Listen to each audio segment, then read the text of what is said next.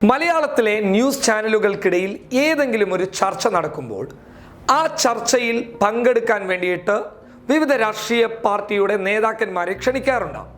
സ്വാഭാവികമായിട്ടും അങ്ങനെ ക്ഷണിക്കുമ്പോൾ BJPയുടെയും നേതാക്കന്മാരെ ക്ഷണിക്കണം, അതാണ് ഒരു മര്യാദ. പക്ഷേ ഈ ക്ഷണിച്ച നേതാക്കന്മാരിൽ പലരും വസ്തുതാപരമായിട്ട് സംസാരിക്കുകയില്ല എന്നുള്ളത് വളരെ വ്യക്തമായ ബോധ്യം മാധ്യമ പ്രവർത്തകർക്കുമുണ്ട്, അതുപോലെ തന്നെ ചാനൽ അധികൃതർക്കുമുണ്ട്. എന്നിട്ടും ഈ നേതാക്കന്മാരെ തന്നെ ചാനലുകളിലേക്ക് ക്ഷണിക്കും. അതായത് മലയാളത്തിലെ പ്രമുഖ ന്യൂസ് ചാനലുകൾ ചെയ്യുന്ന ഒരു രീതിയാണ് പറയുന്നത്. അവർ ഇത് ചെയ്തതിന് ശേഷം ഇത്തരം വിഡ്ഢിത്തങ്ങൾ BJP നേതാക്കന്മാരുടെ വായികളിൽ നിന്ന് കടന്നു വരുമ്പോൾ അത് ഹൈലൈറ്റ് ചെയ്യപ്പെടും. സോഷ്യൽ മീഡിയയിൽ ചൂടായ ചർച്ചകൾക്ക് അത് വഴിവെക്കും. ആ ചെറിയ ക്ലിപ്പിങ്ങുകളായിരിക്കും ഹൈലൈറ്റ് ചെയ്യപ്പെടുക. എന്നാൽ ഈ ക്ലിപ്പിങ്ങുകളുടെ മുഴുവൻ എപ്പിസോഡിനെയും തേടി അവരുടെ ചാനലുകളിലേക്ക് ആളുകൾ കടന്നു പോകുമ്പോൾ സ്വാഭാവികമായിട്ടും അവർക്ക് റേറ്റിംഗ് കിട്ടും. അതാണ് BJP നേതാക്കന്മാരെ കൊണ്ടുള്ള ഉപകാരം. എല്ലാവരെയുമല്ല, എന്നാൽ ഒരു 90% നേതാക്കന്മാരെ കൊണ്ടുള്ള ഉപകാരം അതാണ്. അത് മാത്രമല്ല, ഇപ്പോൾ നമുക്കിടയിലേക്ക് ഒരു ചാനൽ ചർച്ച കടന്നു വന്നിട്ടുണ്ട്. 24 ന്യൂസ് ചാനലിലെ ഒരു ചർച്ചയാണ്, രസകരമാണ്. പക്ഷേ അതിൽ നിന്ന് നമ്മൾ മലയാളികൾ തിരിച്ചറിയേണ്ട ഒരു വലിയ വസ്തുതയുണ്ട്. അത് തിരിച്ചറിയാതെ പോവരുത്. B. ഗോപാലകൃഷ്ണനും അദ്ദേഹത്തിന്റെ പാർട്ടിക്കാരനായിട്ടുള്ള ഒരു പ്രവർത്തകനും അവതാരകനും തമ്മിലുള്ള സംഭാഷണമാണ്. ആ ചർച്ചക്കിടയിലുള്ള ഒരു സംഭാഷണമാണ് സോഷ്യൽ മീഡിയയിൽ വലിയ രീതിയിൽ ഷെയർ ചെയ്യപ്പെടുന്നുള്ളത്.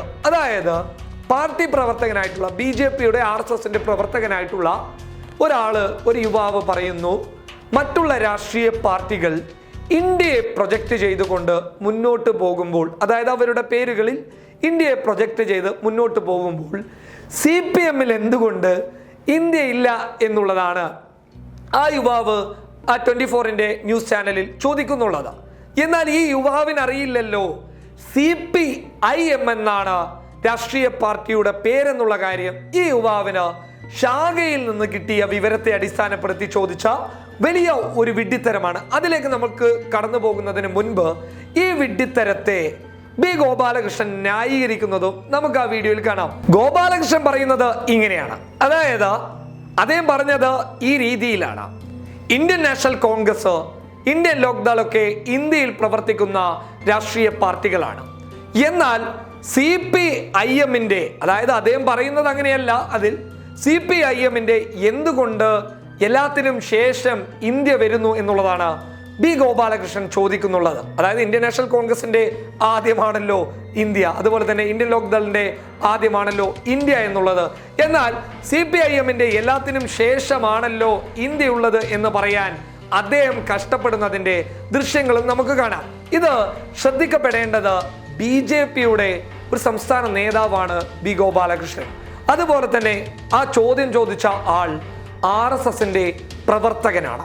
ഈ രണ്ടുപേരും ഒരേ രാഷ്ട്രീയ പാർട്ടിയിലുള്ള പ്രവർത്തകനും നേതാവുമാണ്. ഈ രണ്ടുപേരെയും നമ്മൾ ഒറ്റ നോട്ടത്തിൽ വീക്ഷിച്ചു കഴിഞ്ഞാൽ മനസ്സിലാകുന്നത് വട്ടപൂജ്യം എന്നുള്ളതാണ്. അതായത് ഇവരുടെ പ്രവർത്തകർക്ക് നൽകുന്ന അറിവുകൾ, വിവരങ്ങൾ, ബോധം എന്നിവയൊക്കെ ഈ ഒറ്റ ചാനൽ ചർച്ചയിൽ നിന്ന് നമുക്ക് വ്യക്തമായി മനസ്സിലാകും. അതായത് ഇവരുടെ ചില വിവരക്കേടുകളിൽ വീണുപോയ നല്ലവരായിട്ടുള്ള ചില പ്രവർത്തകരാണ് ഇവരുടെ കൂട്ടത്തിൽ പിന്നീട് മോശമായിട്ടുള്ള സാഹചര്യങ്ങളിലേക്ക് കടന്നു പോകുന്നത്. അതായത് ഇതേപോലെ രാജ്യവിരുദ്ധരാണ് ഇവിടുത്തെ കമ്മ്യൂണിസ്റ്റുകാർ, ഇവിടുത്തെ കോൺഗ്രസ്സുകാർ, ഇവിടുത്തെ മുസ്ലിം ലീഗുകാർ, മറ്റുള്ള രാഷ്ട്രീയ പാർട്ടികളൊക്കെ എന്ന് പറഞ്ഞ് മനസ്സിലാക്കുന്നത് ഈ രീതികൾ കൊണ്ടാണെന്നുള്ളത് ഈ ചാനൽ ചർച്ചകളിൽ നിന്ന് വളരെ വ്യക്തമായി നമുക്ക് മനസ്സിലായ ഒരു കാര്യമാണ്. അതുകൊണ്ട് ഇനിയെങ്കിലും ഇവരുടെ കൂടെയുള്ള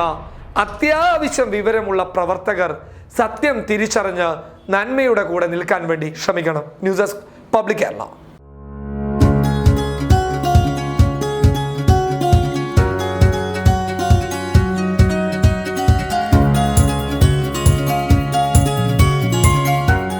ഇനി സേവനങ്ങൾ വിരൽത്തുമ്പിൽ. Bismi home nursing service, Anangur, Kasaragod.